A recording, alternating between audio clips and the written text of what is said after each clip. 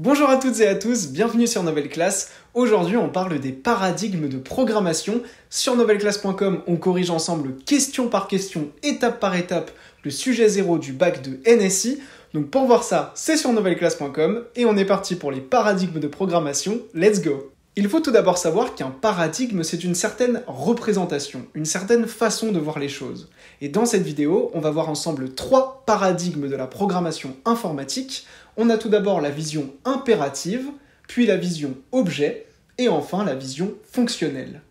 Un paradigme en informatique, c'est donc une façon d'envisager l'écriture d'un programme informatique. La programmation impérative, c'est la programmation classique, qu'on a vu ensemble par exemple avec le Python ou le langage C. Dans ce paradigme, on sait qu'un programme informatique, il est constitué de fonctions et de données, que ce programme informatique, c'est une succession d'instructions qui vont s'exécuter les unes après les autres, et on sait qu'on a des instructions conditionnelles, qu'on a des boucles, bref, c'est la vision assez classique de la programmation.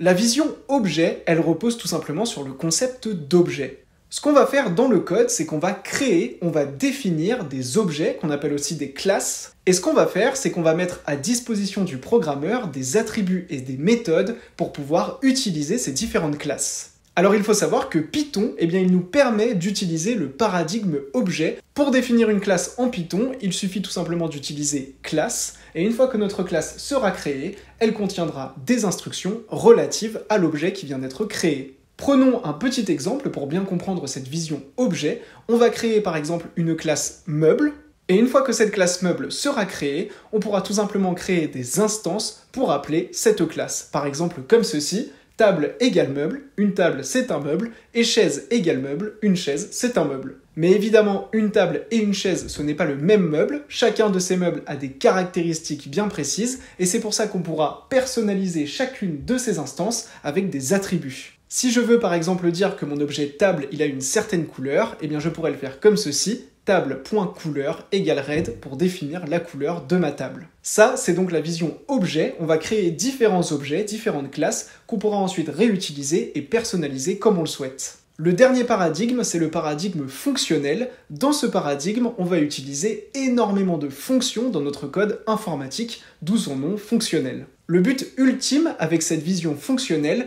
c'est d'éviter de modifier les valeurs des variables globales qui sont dans notre code informatique. Prenons en considération cette fonction que j'ai appelée fonction. Avant cette fonction, on voit que i, notre variable globale i, elle est égale à 0. I a donc pour valeur 0.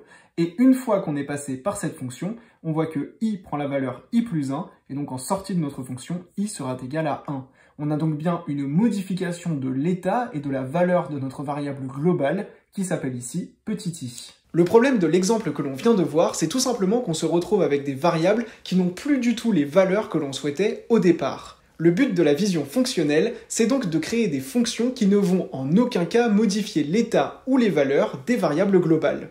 Dans ce paradigme, les fonctions qui sont donc énormément utilisées, on les voit comme des objets que l'on peut utiliser comme n'importe quel objet, c'est-à-dire que les fonctions peuvent s'appeler entre elles, peuvent s'appeler elles-mêmes. Voilà, les fonctions sont vraiment au cœur de la programmation avec ce paradigme. Et voilà, on a fini de voir 3 paradigmes de la programmation informatique. Sur novelleclasse.com, évidemment, on fait plein de vidéos d'exercices et notamment on corrige le sujet 0 du bac. Pour voir ça, c'est sur Nouvelle Classe et je vous dis à très vite. C'était Théo, ciao!